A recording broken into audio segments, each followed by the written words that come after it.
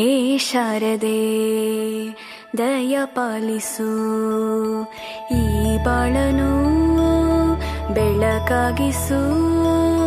ಹೇ ಶಾರದೆ ದಯ ಪಾಲಿಸು, ಈ ಬಾಳನು ಬೆಳಕಾಗಿಸು.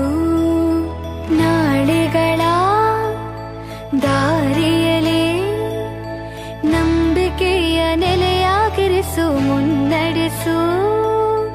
ಕೈ ಹಿಡಿದು ನಾವಾಡೋ ಪದ ಪದದಲ್ಲೂ ಸಂಚರಿಸು.